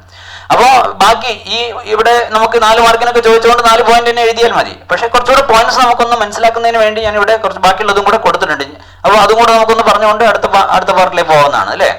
Assert yourself to answer that you get a fair deal. അപ്പൊ അതിനെ പറ്റിയുള്ള ഒരു അസേർട്ട്നെസ് ഉണ്ടാവണം അല്ലെ. നമ്മളിപ്പോ ഒരു ഫെയർ ഡീലാണ് ഏർപ്പെട്ടിരിക്കുന്നത്. നമ്മൾ എഗ്രിമെന്റിലൊക്കെ സൈൻ ചെയ്യുന്ന സമയത്ത് പല സാധനങ്ങൾ വാങ്ങിക്കുന്ന സമയത്തൊക്കെ തന്നെ ആ രീതിയിലുള്ള ഒരു നമ്മൾ അതിന് ബോധവാനായിരിക്കണം എന്നുള്ളതാണ് ഇവിടെ ഇതുകൊണ്ട് ഉദ്ദേശിക്കുന്നത്. Be honest in your dealings. അതുപോലെ നമ്മുടെ ഡീലിങ്സിലൊക്കെ നമ്മളൊന്നും മറച്ചു വെക്കാൻ പാടില്ല, അങ്ങനെ മറ്റുള്ള ആളുകളുടെ അടുത്ത് നിന്ന് ഹൈഡ് ചെയ്ത് വെക്കാനൊന്നും പാടില്ല. അതോടൊക്കെ നമ്മൾ ഹോണസ്റ്റ് ആവണം എന്നുള്ളതാണ്. ദെൻ രണ്ടാമത്തെ പോയിന്റ് പറയുന്നത് ആസ്ക് ഫോർ ക്യാഷ് മെമ്മോ. നമ്മൾ പലപ്പോഴും സാധനങ്ങൾ വാങ്ങിക്കുന്ന സമയത്ത് ക്യാഷ് മെമ്മോ അല്ലെങ്കിൽ അതിന്റെ റെസീറ്റ് തുടങ്ങിയിട്ടുള്ള സാധനങ്ങളൊന്നും ചോദിച്ച് വാങ്ങാറില്ല. അപ്പൊ അതൊക്കെ വാങ്ങിക്കുക എന്നുള്ളതാണ്. അത് തന്നിട്ടില്ലെങ്കിൽ ചോദിച്ച് വാങ്ങുക എന്നുള്ളതാണ് ഇവിടെ അടുത്ത പോയിന്റ് ആയിട്ട് പറഞ്ഞിരിക്കുന്നത്. File complaint in appropriate consumer forum അല്ലെ. അതായത് കൺസ്യൂമർ ഫോറങ്ങളുണ്ട്, ഡിസ്ട്രിക്ട് ഫോറം ഉണ്ട്, സ്റ്റേറ്റ് ഫോറം ഉണ്ട്, നാഷണൽ ഫോറംസ് ഉണ്ട്. അപ്പൊ അതിലൊക്കെ തന്നെ കംപ്ലൈന്റ്സ് ഒക്കെ തന്നെ ഫയൽ ചെയ്യാൻ എന്നുള്ളതും നമ്മുടെ ഉത്തരവാദിത്തമാണ്. അതേപോലെ തന്നെ ഫോം കൺസ്യൂമർ സൊസൈറ്റീസ് ഫോം ചെയ്യുക എന്ന് പറയുന്നത് കൺസ്യൂമേഴ്സിന്റെ റെസ്പോൺസിബിലിറ്റിയാണ്. Respect the environment. അതോടൊപ്പം തന്നെ നമുക്കറിയാം അപ്പോൾ എപ്പോഴും ഒരു എൻവയോൺമെന്റ് ഫ്രണ്ട്ലി ആയിട്ടുള്ള രീതിയിലാവണം മുന്നോട്ട് പോകേണ്ടത് എന്നുള്ളത് കൊണ്ട് റെസ്പെക്ട് ദ എൻവയോൺമെന്റ് എന്നുള്ളതും ഇതിലൊരു പോയിന്റ് ആയിട്ട് നമുക്ക് ഇപ്പോൾ ഉത്തരവാദിത്തങ്ങൾ ധാരാളം പറഞ്ഞു, 4 ഹൈലൈറ്റ് ചെയ്ത് പറഞ്ഞു. ബാക്കിയുള്ള പോയിന്റ്സും കൂടെ നമുക്ക് അഥവാ ഇനി കൂടുതൽ പോയിന്റ്സ് ഒക്കെ എഴുതേണ്ടി വന്നാൽ, കൂടുതൽ പോയിന്റ്സ് ഒക്കെ എഴുതാൻ വേണ്ടി ചോദിച്ചാൽ ഇത് ഉപയോഗിക്കാവുന്നതാണ് എന്നുള്ളത് കൊണ്ടാണ് അതിവിടെ കാണിച്ചിരിക്കുന്നത്. അടുത്ത ക്വസ്റ്റ്യൻ നോക്കൂ. Define a consumer as defined by consumer protection act 1986. Briefly explain how consumer grievances are redressed in India. അപ്പൊ 4 മാർക്കിനാണ്. ഇവിടെ 2 ക്വസ്റ്റ്യൻസ് ഉണ്ടെന്ന് ഓർക്കുക. ഒന്ന്, ആരാണ് define consumer? Consumer protection act പ്രകാരം ആരാണ് കൺസ്യൂമർ? ഈ രണ്ടാമത്തെ ഒരു ഭാഗം നമ്മൾ അടുത്ത സ്ലൈഡിൽ ഡിസ്കസ് ചെയ്യുന്നുണ്ട്. എന്താ? Briefly explain how consumer grievances are redressed. കൺസ്യൂമറുടെ ഗ്രീവൻസസ് ഒക്കെ തന്നെ റിഡ്രസ് ചെയ്യുന്നത് എങ്ങനെയാണ് എന്നുള്ളത് നമ്മുടെ ഈ സ്ലൈഡിലല്ല, തൊട്ടടുത്ത സ്ലൈഡിൽ പറയുന്നുണ്ട്. അപ്പൊ 4 മാർക്കിനാണ്. 2016 ഈ ക്വസ്റ്റ്യൻ വന്നിരിക്കുന്നത്. അപ്പൊ കൺസ്യൂമർ പ്രൊട്ടക്ഷൻ ആക്ട് പ്രകാരം any person who buys any goods for a consideration, കേട്ടോ, ഏതൊരാളും അയാൾ എന്തെങ്കിലും സാധനങ്ങൾ വാങ്ങിക്കണം, അത് എന്തിനായിരിക്കണം? ഒരു കൺസിഡറേഷൻ കൊടുത്തുകൊണ്ട് വാങ്ങിക്കണം, ഒരു എമൗണ്ട് കൊടുത്തുകൊണ്ട് വാങ്ങിക്കുമ്പോഴാണ് അല്ലെ, അങ്ങനെ വാങ്ങിക്കണം. അയാൾ ആരാണ്? കൺസ്യൂമർ ആണ്. Any person who hires or avails of any service. Hire ചെയ്താലും മതി, വാങ്ങണമെന്ന് തന്നെയില്ല, അത് ക്യാഷ് കൊടുത്ത് വാങ്ങണമെന്നില്ല, അത് ഹയർ ചെയ്താലും അല്ലെങ്കിൽ അവൈൽ ചെയ്താലും മതി, അത് സാധനം തന്നെ ആവണമെന്നില്ല, സേവനമാവാം. Four a consideration. അതും എന്തിനായിരിക്കണം? കൺസിഡറേഷൻ ആയിരിക്കണം. ഒരു എമൗണ്ട് കൊടുത്തുകൊണ്ട് നമ്മൾ കിട്ടുന്ന ഒരു ബെനിഫിറ്റിന് ഒരു എമൗണ്ട് കൊടുക്കുമ്പോഴാണ് നമ്മൾ അതിനെന്തെന്ന് പറയുന്നത്? കൺസിഡറേഷൻ എന്ന്. വിതൗട്ട് കൺസിഡറേഷൻ എന്ന് പറയല്ലേ, കൺസിഡറേഷൻ ഇല്ലാതെ. ഇവിടെ കൺസിഡറേഷൻ വേണമെന്നാണ് ഇവിടെ ഈ 2 പോയിന്റിലും പറഞ്ഞിരിക്കുന്നത്. ഇനി നമുക്ക് ഇതിന്റെ രണ്ടാമത്തെ ക്വസ്റ്റ്യനിലേക്ക് വരാം. Briefly explain how the consumer grievances are redressed. എങ്ങനെയൊക്കെയാണ് കൺസ്യൂമറുടെ ഗ്രീവൻസസ് എന്നുണ്ടെങ്കിൽ അത്തരത്തിലുള്ള വിഷയങ്ങൾ, തർക്കങ്ങൾ, അതൊക്കെ തന്നെ റിഡ്രസ് ചെയ്യപ്പെടുന്നത് അല്ലെ. അത് റിഡ്രസൽ ഏജൻസീസ് എന്നൊക്കെ നമ്മൾ പറയാറില്ലേ. അപ്പൊ അത്തരത്തിൽ അത് പരിഹരിക്കപ്പെടാനുള്ള കൺസ്യൂമറുടെ ഗ്രീവൻസസ് ഒക്കെ തന്നെ പരിഹരിക്കപ്പെടുന്നതിന് വേണ്ടിയുള്ള ഫോറങ്ങൾ ഏതൊക്കെയാണ്? അപ്പൊ നമുക്ക് വ്യത്യസ്തങ്ങളായിട്ടുള്ള ഫോറം പലപ്പോഴും എക്സാമിന് ഇത് വേറെയും 1 മാർക്കിന് 2 മാർക്കിനും ഒക്കെ ചോദിച്ച ചോദ്യമാണ് എന്നുള്ളതും കൂടി ഓർമ്മിപ്പിക്കുകയാണ്. അപ്പോൾ ഡിസ്ട്രിക്ട് ഫോറത്തിന്റെ എത്ര ലക്ഷം വരെയാണ് നമുക്ക് ഡിസ്ട്രിക്ട് ഫോറത്തിൽ കംപ്ലൈന്റ് കൊടുക്കാം, അങ്ങനെയൊക്കെയുള്ള ചോദ്യങ്ങളൊക്കെ തന്നെ പലപ്പോഴും ചോദിക്കാറുണ്ട്. അപ്പൊ അതിലെ പ്രധാനപ്പെട്ട ഭാഗങ്ങൾ നമ്മളിവിടെ അണ്ടർലൈൻ ചെയ്ത് വെച്ചിട്ടുണ്ട്, നിങ്ങൾക്ക് പെട്ടെന്ന് മനസ്സിലാവുന്നതിന് വേണ്ടിയാണ്. അപ്പൊ എല്ലാത്തിലും ഇത് പ്രസിഡന്റ് ഉണ്ടാവും, അതേപോലെ വുമൺ മെമ്പർ ഉണ്ടാവും, ഇതൊക്കെ എല്ലാത്തിലും നമ്മൾ പറയുന്നതാണ്. ഇപ്പൊ ഡിസ്ട്രിക്ട് ഫോറം എന്ന് പറയുന്നത് അത് അപ്പോയിന്റ് ചെയ്യുന്ന സ്റ്റേറ്റ് ഗവൺമെന്റ് ആണ് അല്ലെ. ഡിസ്ട്രിക്ട് ഫോറം എന്ന് പറയുമ്പോൾ അപ്പോയിന്റ് ചെയ്യുന്ന സ്റ്റേറ്റ് ഗവൺമെന്റ് ആണ് കൺസേൺ അല്ലെ. They are appointed by state government concerned ആണ്. Then ഇതിലെ ഏറ്റവും പ്രധാനപ്പെട്ട പോയിന്റ് ഏതാണെന്ന് ചോദിച്ചാൽ ഈ 3ാമത്തെ പോയിന്റ് ആണ്. Complaint can be made, compensation claimed does not exceed ₹20 lakh. 20 ലക്ഷം വരെ, 20 ലക്ഷത്തിൽ കൂടാൻ പാടില്ല. അപ്പൊ 20 ലക്ഷത്തിൽ കൂടാത്ത എന്ത് ക്ലെയിമുകൾക്കും നമ്മൾ ഇതിനു വേണ്ടി അപേക്ഷ കൊടുക്കേണ്ടത് എവിടെയാണ്? ഡിസ്ട്രിക്ട് ഫോറത്തിലാണ്. ഡിസ്ട്രിക്ട് ഫോറത്തിൽ നിന്ന് നമുക്ക് എന്തെങ്കിലും ഒബ്ജക്ഷൻസ് ഉണ്ടെങ്കിൽ നമുക്ക് സ്റ്റേറ്റ് കമ്മീഷനെ സമീപിക്കാവുന്നതാണ്. അതിപ്പോഴും അങ്ങനെ തന്നെയാണല്ലോ പറയാ. ഡിസ്ട്രിക്ട് ഫോറത്തിൽ എന്തെങ്കിലും നമുക്ക് പ്രശ്നങ്ങൾ ഉണ്ടെങ്കിൽ അവിടെ നമുക്ക് അപ്പീലായിട്ട് നമുക്ക് സ്റ്റേറ്റിൽ പോവാം. സ്റ്റേറ്റിൽ നിന്ന് നമുക്ക് എന്തെങ്കിലും പ്രശ്നങ്ങൾ ഉണ്ടെങ്കിൽ അവിടെ അപ്പീലായിട്ട് നമുക്ക് നാഷണൽ ലെവലിൽ പോവാം. അത് ഏത് കോർട്ടും അങ്ങനെ തന്നെയാണ്. അപ്പൊ ആ ഒരു പോയിന്റ് ഇവിടെ പറഞ്ഞു തന്നേ ഉള്ളൂ, ഡിസ്ട്രിക്ട് ഫോറം. ദെൻ നമുക്ക് ഇനി അടുത്തതായിട്ട് സ്റ്റേറ്റ് കമ്മീഷനിലേക്ക് വരാവുന്നതാണ്. ഇവിടെയും നേരത്തെ പറഞ്ഞതുപോലെ consist of president and not less than 2 other members, 1 woman അല്ലെ, should be a woman, 1 member, one of whom should be a woman അല്ലെ, ഒരാള് വുമൺ ആവണം. They are appointed by state government concern ആണ്. ഇത് state commission ആണ് എന്നുള്ളത് കൊണ്ട് district കമ്മീഷനും സ്റ്റേറ്റ് കമ്മീഷനും ഒക്കെ ഒരേ രീതിയിലാണ് അപ്പോയിന്റ് ചെയ്യപ്പെടുന്നത്. 2 സ്റ്റേറ്റിന്റെ പരിധിയിൽ വരുന്നതാണ്. ഇവിടെ എത്ര ലക്ഷം വരെയുള്ളതാണ്? ക്യാൻ ഫയൽ കംപ്ലൈന്റ് അല്ലെ if the compensation claimed exceeds ₹20 lakhs. ഇപ്പൊ 20 ലക്ഷത്തിൽ കൂടുതലും, എന്നാൽ എന്തുമായിരിക്കണം? 1 crore, 1 കോടി രൂപയിൽ കുറവാണെങ്കിൽ മാത്രമാണ് അല്ലെ, കുറവുള്ള എമൗണ്ടിൽ വരുന്ന ക്ലെയിമുകളാണ് നമ്മൾ സ്റ്റേറ്റ് കമ്മീഷനിൽ കൊടുക്കുന്നത്. അപ്പീൽ പോകാവുന്നതാണ് അല്ലെ. Appeal against order of the district forum can be. അപ്പൊ ഡിസ്ട്രിക്ട് ഫോറത്തിനെതിരെയുള്ള അപ്പീലുകളൊക്കെ തന്നെ സ്റ്റേറ്റ് കമ്മീഷനിൽ വരും. അതേപോലെ തന്നെ appeal against the order of the state commission എതിരെയുള്ള അത്തരത്തിലുള്ള കാര്യങ്ങൾ നാഷണൽ കമ്മീഷനിലേക്ക് പോകാം. ഡിസ്ട്രിക്ട് കമ്മീഷന് അവിടുന്ന് ചാലഞ്ച് ചെയ്തുകൊണ്ട് വീണ്ടും അത് എവിടെ വരാവുന്നതാണ്? സ്റ്റേറ്റ് കമ്മീഷനിൽ വരാവുന്നതാണ്. അതേപോലെ തന്നെ appeal against the order of state commission against ആയിട്ടുള്ള ഓർഡറുകൾ അല്ലെ, അങ്ങനെ വരുന്ന സമയത്ത് appeal against the order of state government can be filed in the national commission within 30 days. അപ്പൊ അത് അതിന്റെ ഒരു പ്രൊസീജിയർ പറഞ്ഞെന്നുള്ളൂ, ഒന്ന് മനസ്സിലാക്കി വെച്ചാൽ മതി. പ്രത്യേകിച്ച് ആ എമൗണ്ട് ഒക്കെ ഒന്ന് പ്രത്യേകം നോട്ട് ചെയ്ത് വെക്കുക. ചിലപ്പോൾ വൺ വേർഡ് ഒക്കെ ആയിട്ട് ചോദിക്കും, അങ്ങനെയൊക്കെ വന്ന് ചോദിച്ച് വൺ വേർഡ് ഒക്കെ ആയിട്ട് ചോദിച്ചിട്ടുണ്ട്, എമൗണ്ട് ഇങ്ങനെ എടുത്ത് ചോദിച്ചിട്ടുണ്ട്. അപ്പൊ അത്തരത്തിലുള്ള ക്വസ്റ്റൻസ് ഉള്ളത് കൊണ്ടാണ് അത് പ്രത്യേകം ശ്രദ്ധിക്കാൻ വേണ്ടി പറയുന്നത്. നാഷണൽ കമ്മീഷൻ എന്ന് പറയുന്നതും അതും പ്രസിഡന്റ് ഉണ്ട്, അറ്റ്ലീസ്റ്റ് 4 members ആണ്. ഇപ്പൊ നേരത്തെ പറഞ്ഞതുപോലെ ഒരാൾ എന്തായിരിക്കണം, ഒരു വുമൺ ആയിരിക്കണം. They are appointed by central government ആണ്. ഇവിടെ അപ്പോയിന്റഡ് ബൈ എന്നുള്ളിടത്ത് സെൻട്രൽ ഗവൺമെന്റ് എന്ന് മാറിയിട്ടുണ്ട്. Can file complaint if the compensation claimed exceeds ₹1 crore. 1 കോടി രൂപയിൽ കൂടുതലുള്ള കേസുകളാണ് നമ്മൾ ഇത്തരത്തിൽ നാഷണൽ കമ്മീഷനിൽ പോകുന്നത് എന്നുള്ളത് ഓർത്തു വെക്കുക. Appeal against the order of state commission can also be filed അല്ലെ, സ്റ്റേറ്റ് കമ്മീഷനെതിരെയുള്ള അത്തരത്തിലുള്ള അത്തരത്തിലുള്ള അപ്പീലുകളൊക്കെ തന്നെ ഇവിടെ നാഷണൽ കമ്മീഷനിൽ കൊടുക്കാവുന്നതാണ്. Appeal against the national commission can be filed. ഈ നാഷണൽ കമ്മീഷനെതിരെ എന്തെങ്കിലും അപ്പീൽ ഉണ്ടെങ്കിൽ അത് എവിടെ മാത്രമേ പോകാൻ പറ്റൂ, സുപ്രീം കോർട്ടിൽ മാത്രമേ പോകാൻ പറ്റൂ. അപ്പോൾ ശരിക്കും നല്ലൊരു സ്ട്രക്ചർ നമുക്ക് ഇതിനെപ്പറ്റി കിട്ടിയിട്ടുണ്ട്. ഞാൻ വീണ്ടും ഓർമ്മിപ്പിക്കുന്നു, ആ എമൗണ്ട് 3ലും നമ്മൾ എമൗണ്ട് ഓർത്ത് വെക്കുക. ആ എമൗണ്ട് ഒന്നും കൂടെ നിങ്ങളെ ഓർമ്മിപ്പിക്കാൻ വേണ്ടി അത് കാണിക്കുകയാണ്. ഇവിടെ ആദ്യം പറഞ്ഞിരിക്കുന്നത് 20 lakhs ബിലോ നോട്ട് എക്സീഡ് എന്ന് പറയും, 20 ലക്ഷം കൂടാൻ പാടില്ല ഡിസ്ട്രിക്ട് ഫോറം. ഇനി നമ്മൾ സ്റ്റേറ്റ് കമ്മീഷനിലേക്ക് വരുന്ന സമയത്ത് അത് എങ്ങനെ മാറുന്നു, exceeds ₹20 lakhs ബട്ട് എന്താവാൻ പാടില്ല, ഡസ് നോട്ട് എക്സീഡ് 1 crore. അപ്പോൾ 1 കോടിയിൽ കൂടാൻ പാടില്ല, 20 ലക്ഷത്തിൽ കൂടുതലും 1 കോടിയിൽ കുറവുള്ളതായിരിക്കും നമ്മളിവിടെ സ്റ്റേറ്റ് കമ്മീഷനിൽ പോകുന്നതെങ്കിൽ. നമ്മൾ നാഷണൽ കമ്മീഷനിലേക്ക് വരുമ്പോൾ 1 കോടിക്ക് മുകളിലുള്ള ക്ലെയിമുകളാണ് നാഷണൽ കമ്മീഷനിൽ നമ്മൾ എന്ത് ചെയ്യുന്നത്, ഫയൽ ചെയ്യുന്നത് എന്നുള്ളതൊക്കെ നമ്മൾ മനസ്സിലാക്കി. ഇനി നമുക്ക് വളരെ എളുപ്പത്തിൽ ഇതിൽ ഇനി ചോദിച്ചിരിക്കുന്ന ചോദ്യങ്ങളൊക്കെ പറഞ്ഞുകൊണ്ട് നമുക്ക് പോകുന്നതാണ്. Consumers are often exploited by profiteering business. What are the measures available to safeguard them? 4 mark 2012, 4 mark 2011. Then means and ends of consumer protection എന്നുള്ള രീതിയിലും ചിലപ്പോൾ ഇത് ചോദിക്കാറുണ്ട്. മീൻസ് ആൻഡ് എൻഡ്സ് എന്നൊക്കെ ചോദിച്ചാൽ ഇതേ ആൻസർ തന്നെയാണ് നമ്മൾ എഴുതേണ്ടത്. അപ്പോൾ കൺസ്യൂമർ പ്രൊട്ടക്ഷൻ ആക്ട് 1986 ഉണ്ട്. അപ്പോൾ അവിടെ പറഞ്ഞിരിക്കുന്നത് എന്താ, കൺസ്യൂമേഴ്സ് ആർ ഓഫൻ എക്സ്പ്ലോയിറ്റഡ് അല്ലേ, പ്രോഫിറ്ററിംഗ് ബിസിനസ്. അപ്പോൾ ഒരുപാട് ലാഭക്കൊതിയന്മാരായിട്ടുള്ള ബിസിനസ് അവരെന്ത് ചെയ്യുന്നുണ്ട്, കൺസ്യൂമേഴ്സിനെ എക്സ്പ്ലോയിറ്റ് ചെയ്യുന്നുണ്ട്. അപ്പോൾ what are the measures available to safeguard them? അവരെ പ്രൊട്ടക്ട് ചെയ്യുന്നതിന് വേണ്ടിയുള്ള മെഷേഴ്സ് അത് കൺസ്യൂമർ പ്രൊട്ടക്ഷൻ ആക്ട് ഉണ്ട് എന്ന് നമുക്കറിയാം. അത് കൂടാതെ നമുക്ക് എന്തൊക്കെ ചെയ്യാൻ പറ്റും എന്നുള്ളതും കൂടിയാണ് നമ്മൾ ഇവിടെ ഈ സ്ലൈഡിൽ ഡിസ്കസ് ചെയ്യുന്ന. കൺസ്യൂമർ പ്രൊട്ടക്ഷൻ ആക്ട് 1986 ചിലപ്പോൾ 1 word ഒക്കെ ആയിട്ട് ചോദിക്കാറുണ്ട്. കൺസ്യൂമർ പ്രൊട്ടക്ഷൻ ആക്ട് ഇയർ ഏതാണെന്ന് ചോദിച്ച് ഡാഷ് എന്നൊക്കെ പറയാറുണ്ട്. ദെൻ ലോക അദാലത്ത് ഉണ്ട്, അതും നമുക്ക് ഇതേപോലെ ചെയ്യാവുന്നതാണ്. പബ്ലിക് ഇൻട്രസ്റ്റ് ലിറ്റിഗേഷൻ, നമുക്ക് പൊതു താല്പര്യ ഹർജികളൊക്കെ കൊടുക്കാവുന്നതാണ്. എൻവയോൺമെന്റ് ഫ്രണ്ട്ലി പ്രോഡക്റ്റ് എന്നുള്ളതാണ് മറ്റൊരു പോയിന്റ്. അതേപോലെ redressal forums and consumer protection കൗൺസിലുകൾ അല്ലെ, റിഡ്രസൽ ഫോറംസ് ഉണ്ട്, അതുകൂടാതെ കൺസ്യൂമർ പ്രൊട്ടക്ഷൻ കൗൺസിലുകൾ ഉണ്ട്. അപ്പൊ റിഡ്രസൽ ഫോറം അതൊക്കെ നമ്മൾ കണ്ടു. കൺസ്യൂമർ പ്രൊട്ടക്ഷൻ കൗൺസിലുകൾ നമ്മൾ ഇനി അടുത്ത സ്ലൈഡുകളിലൊക്കെ ആയിട്ട് വരാനുണ്ട്. National youth awards of consumer protection, national youth അവാർഡുകളൊക്കെ തന്നെ കൊടുക്കുന്നുണ്ട്. കൺസ്യൂമർ പ്രൊട്ടക്ഷൻ മേഖലയിലൊക്കെ നല്ല രീതിയിലുള്ള പ്രവർത്തനങ്ങൾ കാഴ്ചവെച്ച ആളുകൾക്ക് അവാർഡുകൾ കൊടുത്ത് അവരെ അംഗീകരിക്കുക എന്നുള്ളതും ഇതിന്റെ ഒരു ഭാഗമാണ്. ദെൻ മറ്റുള്ള പബ്ലിസിറ്റി മെഷേഴ്സ്. അപ്പൊ ഇത്തരത്തിലുള്ള കാര്യങ്ങളൊക്കെ തന്നെയാണ് ഇതിനെതിരെയുള്ള നടപടിക്രമങ്ങൾ എന്നുള്ള രീതിയിൽ നമുക്ക് ചെയ്യാൻ പറ്റുന്നത് എന്നുള്ളത്. ഇങ്ങനെയുള്ള ക്വസ്റ്റൻസ് ചോദിച്ചു കഴിഞ്ഞാൽ നമുക്ക് ഇതിന് ആൻസേഴ്സ് ആയിട്ട് എഴുതാനായിട്ട് സാധിക്കും. എക്സ്പ്ലെയിൻ ഇനി 4 functions of the consumer association. ഇവിടെ ഏതെങ്കിലും 4 ഫംഗ്ഷനുകളാണ് കൺസ്യൂമർ അസോസിയേഷനുകളുടെ ഏതെങ്കിലും 4 ഫംഗ്ഷനുകളാണ് എഴുതാൻ പറഞ്ഞിരിക്കുന്നത്. ഇവിടെ 4ൽ കൂടുതലുണ്ട്. 4 മാർക്കിനാണ് ചോദിച്ചിരിക്കുന്നത്. 2010 4 പോയിന്റ് നോക്കി വെച്ചാൽ മതി. എനിക്ക് ഇഷ്ടമുള്ള 4 പോയിന്റുകൾ ഇതൊന്നും പഠിച്ചു വെക്കാവുന്നതാണ്. Educating the general public about the consumer right അല്ലേ. അപ്പൊ ജനറൽ പബ്ലിക്കിനെ, സാധാരണ ജനങ്ങളെ അവരെ എഡ്യൂക്കേറ്റ് ചെയ്യിപ്പിക്കുക എന്നുള്ളതാണ്. എന്തുമായി ബന്ധപ്പെടുത്തിയും കൊണ്ട്, കൺസ്യൂമേഴ്സിന്റെ റൈറ്റ്സിനെ പറ്റിയും കൊണ്ട്, അവരുടെ റെസ്പോൺസിബിലിറ്റീസിനെ പറ്റിയും കൊണ്ട്. അപ്പോൾ സെമിനാറുകൾ കണ്ടക്ട് ചെയ്തുകൊണ്ട്, പ്രോഗ്രാമുകൾ കണ്ടക്ട് ചെയ്തുകൊണ്ട്, വർക്ക്ഷോപ്പുകളൊക്കെ നടത്തിയും കൊണ്ട് അല്ലേ. ഇനി ഇതുമായി ബന്ധപ്പെടുത്തിയും കൊണ്ട് അവരെ അവയർ ചെയ്യിപ്പിക്കുന്നതിന് വേണ്ടി publishing periodicals and other publications, journals, അതേപോലെ മാഗസീൻസ്, ഇങ്ങനെയുള്ള സാധനങ്ങളൊക്കെ പബ്ലിഷ് ചെയ്യുക എന്നുള്ളത് രണ്ടാമത്തത്. Then carrying out comparative testing of consumer product അല്ലേ, ടെസ്റ്റിംഗ് ഒക്കെ നടത്തുക. കൺസ്യൂമർ പ്രോഡക്റ്റിന്റെ ടെസ്റ്റിംഗ് പോലെയുള്ള കാര്യങ്ങളൊക്കെ തന്നെ അക്രഡിറ്റഡ് ലാബുകളിൽ അതൊക്കെ ചെയ്തുകൊണ്ട് അത്തരത്തിലുള്ള സേവനങ്ങളൊക്കെ ചെയ്യുക എന്നുള്ളതാണ് ഇവർ ചെയ്യുന്ന മറ്റൊരു പ്രവർത്തനം എന്ന് പറയുന്നത്.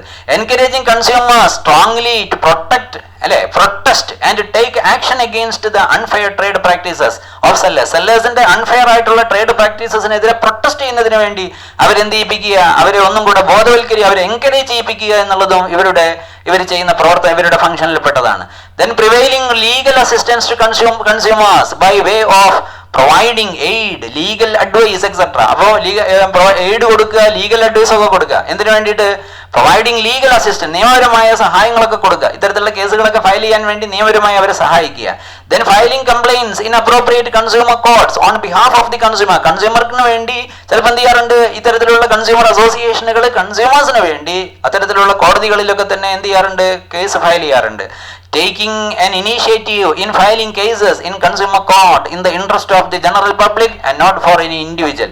അപ്പോൾ ഒരു വ്യക്തിക്ക് വേണ്ടിയല്ല, ജനറൽ പബ്ലിക്കിന് വേണ്ടി, പൊതുജനങ്ങൾക്ക് വേണ്ടി ഇത്തരത്തിലുള്ള കേസുകളൊക്കെ തന്നെ ഇനീഷ്യേറ്റ് ചെയ്തുകൊണ്ട് ഫയൽ ചെയ്യുക എന്നുള്ളതും ഇവർ ചെയ്യുന്ന പ്രവർത്തനങ്ങളിൽപ്പെട്ടതാണ്. അപ്പോൾ ഇവിടെ 7ഓളം പ്രവർത്തനങ്ങൾ പറഞ്ഞിട്ടുണ്ട്. ഇതിൽ 4 നമ്മളിവിടെ പരീക്ഷയ്ക്ക് എഴുതേണ്ടതുള്ളൂ. നിങ്ങൾക്ക് എളുപ്പത്തിൽ പഠിക്കാൻ പറ്റുന്ന 4 പോയിന്റ് എഴുതാവുന്നതാണ്. In India there are different consumer protection agencies. Name any 6 of them. അപ്പോൾ കൺസ്യൂമർ പ്രൊട്ടക്ഷൻ ഏജൻസീസ് ഏതൊക്കെയാണ്? അപ്പോൾ ഒരുപാട് ഏജൻസികൾ ഇന്ത്യയിലുണ്ട്. അതിൽ 6 പറ്റി എഴുതാനാണ് 3 മാർക്കാണ്. അപ്പോൾ 2 ഒരു മാർക്കായിരിക്കും. അപ്പോൾ കൺസ്യൂമർ കോർഡിനേഷൻ കൗൺസിൽ ഡൽഹി ഉണ്ട്. ദെൻ കൺസ്യൂമർ കോസ് എന്ന് പറയുന്നത് ഡൽഹി തന്നെ. Voluntary organisation in interest of consumer education എന്ന് പറയുന്നത് വോയിസ് എന്ന് നമ്മൾ ചുരുക്കി പറയും, ഡൽഹി ബേസ്ഡ് ആണ്. Consumer education and research centre ഉണ്ട്, അഹമ്മദാബാദ് ആണ്. കൺസ്യൂമർ പ്രൊട്ടക്ഷൻ കൗൺസിൽ ഉണ്ട്, അഹമ്മദാബാദ് ആണ്. Then consumer guidance society of India ഉണ്ട്, മുംബൈ ആണ്. അപ്പോൾ ഇത്തരത്തിലുള്ള എന്തൊക്കെയാണ് കൗൺസിലുകൾ ഏതൊക്കെയാണെന്ന് ചോദിച്ചാൽ നമുക്ക് ഇങ്ങനെ ആൻസർ എഴുതാൻ വേണ്ടി സാധിക്കും. 3 മാർക്കിന് 2015 ഇങ്ങനെ ഒരു ക്വസ്റ്റ്യൻ ചോദിച്ചിരിക്കുന്നത്. Name any 2 important acts formed to safeguard the consumer interest in India. 2 മാർക്കിനുള്ള ക്വസ്റ്റ്യൻ ആണ്. എന്നാലും ബാക്കിയുള്ള കുറച്ചും കൂടെ ആക്ടുകൾ ഇവിടെ തന്നേ ഉള്ളൂ. ചിലപ്പോൾ 1 വേർഡ് ഒക്കെ ആയിട്ട് ഇതിൽ ഏതെങ്കിലുമൊക്കെ വന്നാൽ ചിലപ്പോൾ അത് അതിന്റെ ഫുൾ ഫോം ഒക്കെ ചോദിച്ചാലൊക്കെ നിങ്ങൾക്ക് മനസ്സിലാക്കാൻ വേണ്ടിയിട്ടാണ് കുറച്ചുകൂടെ ആക്ടുകൾ തന്നത്. ഇവിടെ 2 എഴുതിയാൽ മതി അല്ലെ. ഇവിടെ പിന്നെ നെയിം എനി 2 ഇമ്പോർട്ടന്റ് ആക്ട് എന്നേ പറഞ്ഞിട്ടുള്ളൂ. കൺസ്യൂമർ പ്രൊട്ടക്ഷൻ ആക്ട് ഉണ്ട്, കോൺട്രാക്ട് ആക്ട് ഉണ്ട്, സെയിൽ ഓഫ് ഗുഡ്സ് ആക്ട് ഉണ്ട്, എസെൻഷ്യൽ കമ്മോഡിറ്റീസ് ആക്ട് ഉണ്ട്, അഗ്രികൾച്ചറൽ പ്രൊഡ്യൂസ് ആക്ട് ഉണ്ട്, prevention of food adulteration act ഉണ്ട്, സ്റ്റാൻഡർഡൈസേഷൻ അല്ലെ വെയിറ്റും അതിന്റെ മെഷർമെന്റും ഒക്കെ ആയിട്ട് ബന്ധപ്പെട്ട ആക്ടുകൾ ഉണ്ട്, ട്രേഡ് മാർക്ക് ആക്ട് ഉണ്ട്, കമ്പനീസ് ആക്ട് ഉണ്ട്. ഇങ്ങനെ ഇഷ്ടം പോലെ ബ്യൂറോ ഓഫ് ഇന്ത്യൻ സ്റ്റാൻഡേർഡ് തുടങ്ങിയിട്ടുള്ള ഇത്തരത്തിലുള്ള ആക്ടുകളൊക്കെ ഉണ്ട്. അപ്പോൾ ഇതിൽ കുറച്ച് ആക്ടുകളൊക്കെ നോട്ട് ചെയ്ത് വെക്കുക. ഇതിൽ ഏതൊക്കെ ഇയറൊക്കെ ആണെന്നൊക്കെയുള്ള 1 വേർഡൊക്കെ ചിലപ്പോൾ ചോദിച്ചാൽ കൺസ്യൂമർ പ്രൊട്ടക്ഷൻ ആക്ട് പലപ്പോഴും ചോദിച്ചതാണ്, 1986 എന്ന് നമുക്കറിയാം. അപ്പോൾ അത്തരത്തിലുള്ള കാര്യങ്ങളൊക്കെ ഓർക്കുന്നതിന് വേണ്ടി ഇത് ഉപകരിക്കുമെന്ന് വിശ്വസിച്ചുകൊണ്ട് അടുത്ത കാര്യത്തിലേക്ക് നമുക്ക് പോകാവുന്നതാണ്. List out important characteristics of, ഇനി നമ്മൾ എന്റർപ്രണർഷിപ്പിലേക്കാണ്. അതായത് ഏറ്റവും അവസാനത്തെ 13ാമത്തെ ചാപ്റ്റർ ആയ എന്റർപ്രണർഷിപ്പിൽ നിന്നും റിപ്പീറ്റഡ് ആയിട്ട് ചോദിച്ചിരിക്കുന്ന ചോദ്യങ്ങൾ എന്തൊക്കെയാണ്, അതിന്റെ ഉത്തരങ്ങൾ എന്തൊക്കെയാണ് എന്നാണ് ഇനി അടുത്തതായിട്ട് നമ്മൾ ഡിസ്കസ് ചെയ്യാൻ പോകുന്നത്. List out important characteristics of entrepreneurship. 3 മാർക്കിന് 2016, 3 മാർക്ക് 2017, 4 മാർക്ക് 2019. അപ്പൊ ഇത് വളരെ റിപ്പീറ്റ് 2016, 17, 19 അല്ലെ. ഇങ്ങനെ 16 കണ്ടു, 17 കണ്ടു, 19 ചോദിച്ചിട്ടുണ്ട്. 19 ചോദിച്ചപ്പോൾ 4 മാർക്കിനാണ് ചോദിച്ചിരിക്കുന്നത്. അപ്പോൾ നന്നായി ശ്രദ്ധിക്കുക. ഇത് ഇടക്കിടക്ക് ഇങ്ങനെ ചോദിച്ചൊരു ക്വസ്റ്റൻ ആയതുകൊണ്ട് അല്ലെ.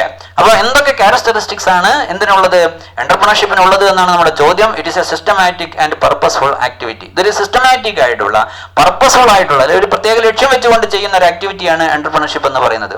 Then objectives of it is lawful activity. എപ്പോഴും ഇതിന്റെ ഒബ്ജക്റ്റീവ് എന്ന് പറയുന്നത് എന്തായിരിക്കണം, ഒരു ലോഫുൾ ആക്ടിവിറ്റി, നിയമപ്രകാരം ചെയ്യാൻ പറ്റുന്ന ഒരു കാര്യമാവണം. അൺലോഫുൾ ആയിട്ടുള്ള കാര്യങ്ങളാവാൻ പാടില്ല. നമ്മൾ എന്റർപ്രണേഴ്സ് എന്നുള്ള രീതിയിൽ തുടങ്ങുന്ന സ്ഥാപനങ്ങളൊക്കെ തന്നെ തീർച്ചയായിട്ടും ഒരു ലോഫുൾ ആയിട്ടുള്ള പ്രവർത്തനങ്ങളാവണം എന്നുള്ളതും ഇതിന്റെ മറ്റൊരു പ്രത്യേകതയാണ്.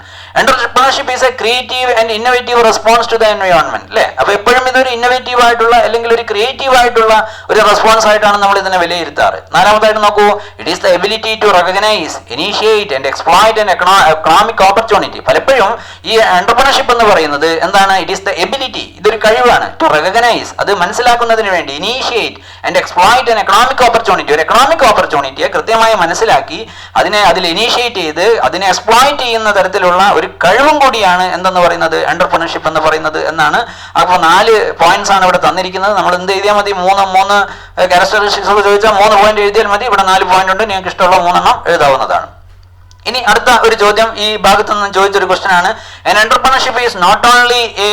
An entrepreneur is not only a composer of the musical. അപ്പോൾ ഒരു മ്യൂസിക് സിസ്റ്റത്തിൽ അല്ലെങ്കിൽ മ്യൂസിക് ടീമിൽ ഒരു അത്തരത്തിലുള്ള ഒരു ടീം മുന്നോട്ട് കൊണ്ടുപോകുന്ന സമയത്ത് അതിൽ entrepreneur is not only a composer, അയാളൊരു കമ്പോസർ മാത്രമല്ല, അയാളൊരു 1 man ബാൻഡ് എന്നാണ് ഇവിടെ വിശേഷിപ്പിച്ചിരിക്കുന്നത്. അത്തരത്തിലുള്ള ഒരു ടീമിൽ in the light of the above statement explain the role of entrepreneur in relation to an enterprise. എന്റർപ്രൈസസുമായി റിലേറ്റ് ചെയ്തുകൊണ്ട് അയാളുടെ റോൾ എന്തൊക്കെയാണ്. 3 മാർക്കിന് 2016 ഈ ക്വസ്റ്റൻ ചോദിച്ചിരിക്കുന്നത്. നോക്കാം എന്തൊക്കെയാണ്. പെർസീവിംഗ് മാർക്കറ്റ് ഓപ്പർച്യൂണിറ്റി. അപ്പൊ ഇദ്ദേഹത്തിന് മാർക്കറ്റ് ഓപ്പർച്യൂണിറ്റിനെ പറ്റി നല്ല ധാരണ ഉണ്ടാവും, അത് പെർസീവ് ചെയ്യാനുള്ള കഴിവുണ്ടാവണം, അല്ലെങ്കിൽ അതിനെപ്പറ്റി ഇയാൾ നല്ലൊരു ധാരണ ഉണ്ടാവണം, അല്ലെങ്കിൽ അവെയർ ആയിരിക്കണം. അതാണ് പെർസീവിംഗ് മാർക്കറ്റ് ഓപ്പർച്യൂണിറ്റീസ്. ആ മാർക്കറ്റ് ഓപ്പർച്യൂണിറ്റിയെ പറ്റി നല്ല രീതിയിലുള്ള ഒരു അവയർനെസ് ഇയാൾക്ക് ഉണ്ടാവണം. അതാണ് ഒന്നാമത്തെ എന്തെന്ന് പറയുന്നത് ഇയാളുടെ റോൾ എന്ന് പറയുന്നത്.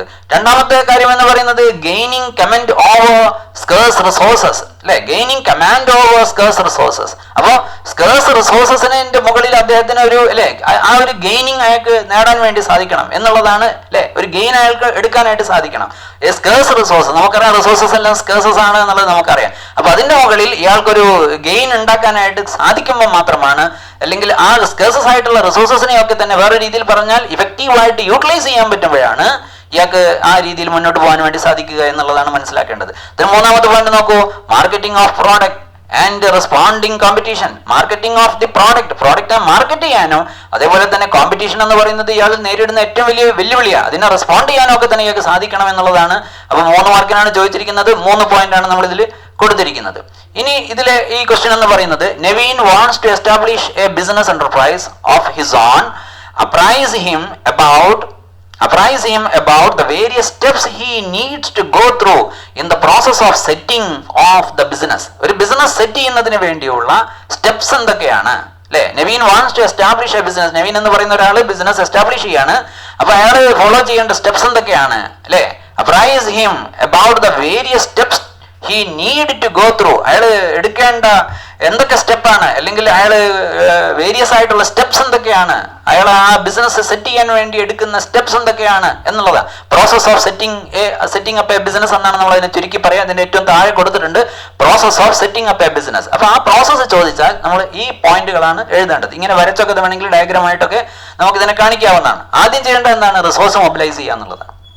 ഒന്നാമത്തെ സ്റ്റെപ്പ് എന്ന് പറയുന്നത് റിസോഴ്സിന്റെ മൊബിലൈസേഷനാണ്. നമ്മുടെ എല്ലാ റിസോഴ്സുകളും, ഫിസിക്കൽ റിസോഴ്സസ്, ഫിനാൻഷ്യൽ റിസോഴ്സസ്, നമ്മൾ അതിനെ പല രീതിയിൽ പറയാറുണ്ട്, അല്ലെ, ഹ്യൂമൻ റിസോഴ്സസ്, ഇതൊക്കെ തന്നെ മൊബിലൈസ് ചെയ്യുക എന്നുള്ളതാണ് ഇതിൽ ആദ്യത്തെ പ്രവർത്തനം എന്ന് പറയുന്നത്. ദെൻ രണ്ടാമത്, അല്ലെങ്കിൽ അത് മൊബിലൈസ് ചെയ്ത് കഴിഞ്ഞാൽ, റിസോഴ്സസുകളെ മൊബിലൈസ് ചെയ്യാൻ പറ്റും എന്നുള്ള ഒരു ധാരണയിലായി കഴിഞ്ഞാൽ പിന്നെ നമ്മൾ ചെയ്യേണ്ടത് scanning the environment for the entrepreneurial opportunities. Environment നന്നായിട്ട് സ്കാൻ ചെയ്യാം, അല്ലെ, എൻവയോൺമെന്റൽ സ്കാനിങ് എന്നാണ് നമ്മളത് ചുരുക്കി പറയാറ്. മൂന്നാമതായിട്ട് നോക്കൂ, ഡെവലപ്മെന്റ് ഓഫ് ദി പ്രോഡക്റ്റ്. അപ്പൊ നമ്മൾ ചിലപ്പോൾ ചെയ്യുന്നത് പ്രോഡക്റ്റ് ആവാം, ചിലപ്പോൾ നമ്മൾ ചെയ്യുന്നത് സർവീസ് ആവാം, അല്ലെ, സർവീസ് ഐഡിയ ആവാം. അപ്പൊ അത് ഡെവലപ്പ് ചെയ്യുക എന്നുള്ളതാണ് മൂന്നാമത്തത്. നാലാമത് നോക്കൂ, assessment of the feasibility of the idea. നമ്മളിപ്പം കൊണ്ടുവന്നിരിക്കുന്ന ഐഡിയ അല്ലെങ്കിൽ നമ്മൾ ചെയ്യാൻ പോകുന്ന പ്രോഡക്റ്റ് അത് ഫീസിബിൾ ആയിട്ടുള്ള ഒന്നാണോ, അത് സാധ്യമാവോ, അല്ലെങ്കിൽ അത് നല്ല രീതിയിൽ മുന്നോട്ട് പോകുമോ എന്നുള്ളതിനെ പറ്റിയുള്ള നല്ലൊരു പഠനം നടത്തുക എന്നുള്ളതാണ് നമ്മൾ ഫീസിബിലിറ്റി സ്റ്റഡി എന്നൊക്കെ പറയും, അല്ലെ. അത് എത്രത്തോളം പ്രായോഗികവൽക്കരിച്ച് മുന്നോട്ട് പോകാൻ പറ്റും എന്നുള്ളതിനെ പറ്റിയുള്ള പഠനത്തെയാണ് നമ്മൾ അതിന്റെ ഫീസിബിലിറ്റി എന്നൊക്കെ പറയുന്നത്. അപ്പൊ ആ രീതിയിലുള്ള ഒരു ഫീസിബിലിറ്റി സ്റ്റഡിയൊക്കെ നടത്തി, അല്ലെ, then preparation of a business plan, നമ്മളൊരു ബിസിനസ് പ്ലാൻ ഒക്കെ തയ്യാറാക്കുക എന്നുള്ളതാണ് ഈ പോയിന്റിൽ ഉദ്ദേശിക്കുന്നത്. Then appraisal by the funding agencies. നമ്മൾ ഉണ്ടാക്കിയിട്ടുള്ള ഈ പ്ലാനും കാര്യങ്ങളൊക്കെ തന്നെ ആര് അപ്രൈസ് ചെയ്യേണ്ടതായിട്ടുണ്ട്, നമുക്ക് ഫണ്ട് തരുന്ന ബാങ്ക് അല്ലെങ്കിൽ അതേപോലെയുള്ള ഇൻസ്റ്റിറ്റ്യൂഷനുകളൊക്കെ തന്നെ അവരുടെ അപ്രൈസൽ, അല്ലെ, അവരുടെ അപ്രൈസൽ കിട്ടേണ്ടതായിട്ടുണ്ട്. Appraisal by the funding agency എന്നുള്ളതാണ് അടുത്ത പോയിന്റ്. അടുത്ത നോക്കൂ, പ്രോജക്ട് കമ്മീഷനിങ് ആൻഡ് ലോഞ്ച്. ഇപ്പൊ ഇത്രയും ആയി കഴിഞ്ഞാൽ നമുക്ക് എന്ത് ചെയ്യാവുന്നതാണ്, നമ്മുടെ പ്രോജക്ട് ലോഞ്ച് ചെയ്യാവുന്നതാണ്, കമ്മീഷൻ ചെയ്യാവുന്നതാണ്. പിന്നെ അതിന്റെ ഗ്രോത്ത് ആൻഡ് ഡെവലപ്മെന്റും അഡാപ്റ്റേഷൻ ആൻഡ് മാനേജ്മെന്റ് ഓഫ് ഗ്രോത്തും ഒക്കെയാണ് അതിന്റെ അടുത്ത ഭാഗങ്ങളായിട്ട് നമുക്ക് പറയാനുള്ളത്. അപ്പൊ ഇത്രയും സ്റ്റെപ്സ്, അല്ലെ, ഒരു ബിസിനസ് സെറ്റപ്പ് ചെയ്യുന്നതിന് വേണ്ടി process of setting up A business എന്ന് ചോദിച്ചാൽ നമ്മുടെ ടെക്സ്റ്റ് ബുക്കിൽ കൊടുത്തിരിക്കുന്ന പോയിന്റ്സ് ഇതൊക്കെയാണ്. അപ്പൊ ഈ പോയിന്റ്സ് വെച്ചുകൊണ്ടായിരിക്കണം നമ്മൾ അതിന് കൃത്യമായിട്ടുള്ള ആൻസർ കൊടുക്കേണ്ടത്. ഇവിടെ 3 മാർക്കിനാണ് ചോദിച്ചിരിക്കുന്നത്, വലിയ എസ് ആയിട്ടൊന്നും ചോദിച്ചതല്ല. അപ്പൊ അതുകൊണ്ട് ഇങ്ങനെ പോയിന്റ്സ് മാത്രം എഴുതിയാൽ മതി 3 മാർക്കിനൊക്കെ ചോദിക്കുന്ന സമയത്ത്. കൂടുതൽ എക്സ്പ്ലനേഷൻ 3 മാർക്കിനൊന്നും വേണമെന്നില്ല. ദെൻ അടുത്ത ക്വസ്റ്റ്യൻ നോക്കൂ, എന്റർപ്രണർഷിപ്പ് ആൻഡ് മാനേജ്മെന്റ്, അല്ലെ, അല്ലെങ്കിൽ എന്റർപ്രണർ ആൻഡ് മാനേജർ. എന്റർപ്രണറും മാനേജറും അല്ലെങ്കിൽ എന്റർപ്രണർഷിപ്പ് ആൻഡ് മാനേജ്മെന്റ് തമ്മിലുള്ള ഡിഫറൻസ് എന്തൊക്കെയാണെന്നാണ് നമ്മൾ ഈ ഭാഗത്ത് ഡിസ്കസ് ചെയ്യുന്നത്. നമുക്ക് ഓരോന്നോരോന്നായിട്ട് പറഞ്ഞു നോക്കാം, അല്ലെ. ഒന്ന്, ഇതിന് ഒരു ബേസ് കൊടുത്തുകൊണ്ടാണ് നമ്മൾ ആദ്യം ഇതിന്റെ എക്സ്പ്ലനേഷനിൽ ആദ്യത്തെ ഒരു പോയിന്റ്സ് എന്നുള്ള രീതിയിൽ ബേസ് എന്നുള്ള ഒരു കോളം കൊടുത്തിട്ടുണ്ട്. ദെൻ എന്റർപ്രണർ എന്നോ എന്റർപ്രണർഷിപ്പ് എന്നോ നമുക്ക് അതിനെ പറയാം, മാനേജർ എന്നോ മാനേജ്മെന്റ് എന്നോ അവിടെ പറയാം. അപ്പൊ എന്റർപ്രണറും മാനേജറും എന്നുള്ള രീതി ചോദിച്ചാലും എന്റർപ്രണർഷിപ്പും മാനേജ്മെന്റ് എന്നുള്ള രീതി ചോദിച്ചാലും നമുക്ക് ഇതേ ആൻസർ എഴുതാവുന്നതാണ്. ഒന്നാമത്തെ മോട്ടീവ് എന്ന് പറയുന്നത്, main motive of the entrepreneur is to start a venture, അല്ലെ. ഒരു എന്റർപ്രണർ ആവുമ്പോൾ അയാളുടെ മെയിൻ മോട്ടീവ് എന്ന് പറയുന്നത് എന്ത് ചെയ്യുക എന്നുള്ളതാണ്, സ്റ്റാർട്ട് എ വെഞ്ചർ എന്നുള്ള ഒരു വെഞ്ചർ സ്റ്റാർട്ട് ചെയ്യുക, ഒരു ഉദ്യമം തുടങ്ങുക എന്നുള്ളതാണ്. പക്ഷെ ഇവിടുത്തെ മെയിൻ മോട്ടീവ് എന്ന് പറയുന്നത്, മാനേജറുടെ മെയിൻ മോട്ടീവ് എന്ന് പറയുന്നത് റെൻഡർ സർവീസ്. അപ്പൊ ഇവിടെ നമുക്ക് ചുരുക്കി പറഞ്ഞാൽ സ്റ്റാർട്ട് എ വെഞ്ചർ, ഇവിടെ റെൻഡറിങ് സർവീസസ്, ഇങ്ങനെ ചുരുക്കി പറയാവുന്നതാണ്. സ്റ്റാറ്റസ് എന്ന് പറയുന്നത് എന്റർപ്രണർഷിപ്പിൽ അയാളുടെ സ്റ്റാറ്റസ് എന്ന് പറയുന്ന ഓണർ ആണെങ്കിൽ മാനേജ്മെന്റിൽ ഇയാളുടെ സ്റ്റാറ്റസ് എന്ന് പറയുന്ന സർവന്റ് ആണ്. മാനേജർ എന്ന് പറയുന്ന സർവന്റ് ആണ്. ഇവിടെ എന്റർപ്രണർഷിപ്പിൽ എന്താണ്, ഓണറാണ്. റിസ്ക് എന്ന് പറയുന്നത് എന്താ, അസ്യൂം ദ റിസ്ക്, അല്ലെ, ആൻഡ് അൺസർട്ടനിറ്റി. അപ്പൊ അൺസർട്ടനിറ്റിയും അതേപോലെ റിസ്കും ഒക്കെ തന്നെ ഇയാൾ അസ്യൂം ചെയ്യേണ്ടതായിട്ടുണ്ട്. ഇവിടെയോ manager does not bear any risk involved in the. അപ്പൊ ഇയാൾക്ക് അത് വഹിക്കേണ്ട യാതൊരു കാര്യമില്ല, റിസ്ക് ഒന്നും വഹിക്കേണ്ട ആവശ്യമൊന്നും മാനേജർക്കില്ല. കാരണം അയാൾ അവിടുത്തെ ഒരു എംപ്ലോയി ആണ്, അയാൾ അവിടുത്തെ ഒരു സർവന്റ് മാത്രമാണ്. പക്ഷെ അതൊക്കെ എടുക്കേണ്ട ആളാരെന്ന് ആണ് എന്റർപ്രണർ ആണ്. അടുത്ത നോക്കൂ, റിവാർഡാണ്, പ്രോഫിറ്റ് ആണ് അദ്ദേഹത്തിന്റെ റിവാർഡ് എങ്കിൽ ഇവിടെ റിവാർഡ് എന്ന് പറയുന്നത് സാലറിയാണ്. അപ്പൊ അങ്ങനെ ചുരുക്കി പറയാവുന്നതാണ്. അടുത്ത നോക്കൂ, ഇന്നോവേഷൻ ആണ് അല്ലെ, എന്റർപ്രണേഴ്സ് ഹിംസെൽഫ്. അപ്പൊ എപ്പോഴും എന്റർപ്രണേഴ്സ് എന്നെ ഇന്നോവേഷനുമായി ബന്ധപ്പെടുത്തിക്കൊണ്ടുള്ള കാര്യങ്ങളിൽ കൂടുതൽ ചിന്തിക്കുകയും മനസ്സിലാക്കുകയും ചെയ്യേണ്ടത് ആരാണ്? എന്റർപ്രണേഴ്സ് ആണ്. മാനേജറെ സംബന്ധിച്ചിടത്തോളം എന്റർപ്രണർ കൊണ്ടുവരുന്ന അത്തരത്തിലുള്ള ഇന്നോവേറ്റീവ് ആയിട്ടുള്ള ഐഡിയാസ് ഒക്കെ എന്ത് ചെയ്താൽ മാത്രം മതി? എക്സിക്യൂട്ട് ചെയ്താൽ മാത്രം മതി. അപ്പൊ മാനേജർ അത് എക്സിക്യൂട്ട് ചെയ്യുന്ന ആൾ മാത്രമാണ്. പക്ഷെ എന്റർപ്രണർ എന്ന് പറയുന്നത് അത്തരത്തിലുള്ള ഇന്നോവേറ്റീവ് ആയിട്ടുള്ള ഐഡിയാസ് ഒക്കെ കൊണ്ടുവരേണ്ട ആളാണ്. അടുത്ത നോക്കൂ, ക്വാളിഫിക്കേഷൻ ആണ് അല്ലെ. എന്റർപ്രണർ നീഡ്സ് ടു പൊസസ് അല്ലെ, entrepreneur need to possess qualities and qualifications like high achievement, motive. അപ്പൊ അത്തരത്തിലുള്ള ക്വാളിറ്റീസ് ഒക്കെ തന്നെയാണ് അദ്ദേഹത്തിന് ഉണ്ടാവേണ്ടത്. പക്ഷെ മാനേജറെ സംബന്ധിച്ചിടത്തോളം നമുക്കറിയാം, manager needs to possess distinct qualification in terms of അല്ലെ, അദ്ദേഹത്തിന് മാനേജ്മെന്റുമായിട്ട് ബന്ധപ്പെട്ട തിയറി അല്ലെങ്കിൽ മാനേജ്മെന്റുമായിട്ട് ബന്ധപ്പെട്ട പ്രാക്ടീസ്, ആ മേഖലയിലൊക്കെ തന്നെ കൃത്യമായിട്ടുള്ള വെൽ നോളജ്, സൗണ്ട് നോളജ് ഉള്ള ഒരാളാവണം ആരെന്ന് പറയുന്നത്? മാനേജർ എന്ന് പറയുന്നത്. അപ്പൊ ഇത്രയും കാര്യങ്ങളാണ് എന്റർപ്രണറും അതേപോലെ മാനേജറും അല്ലെങ്കിൽ എന്റർപ്രണർഷിപ്പും മാനേജ്മെന്റ് എന്നുള്ള രീതിയിലൊക്കെ തന്നെ ചോദിച്ചു കഴിഞ്ഞാൽ നമുക്ക് എഴുതാനുള്ളത്. അപ്പോൾ ഇത്രയും കാര്യങ്ങളാണ് നമ്മുടെ ഈ വീഡിയോയിൽ നമ്മൾ ഡിസ്കസ് ചെയ്തിരിക്കുന്നത്. നിങ്ങൾക്ക് ഇഷ്ടപ്പെട്ടെങ്കിൽ ഇത് ലൈക്ക് ചെയ്യുക, അതേപോലെ ഇത് ഷെയർ ചെയ്യാവുന്നതാണ്. ഇതുവരെ നമ്മുടെ റിവിഷൻ ടോക്ക് എന്ന് പറയുന്ന ചാനൽ സബ്സ്ക്രൈബ് ചെയ്യാത്തവർ സബ്സ്ക്രൈബ് ചെയ്യുക. Okay, thank you.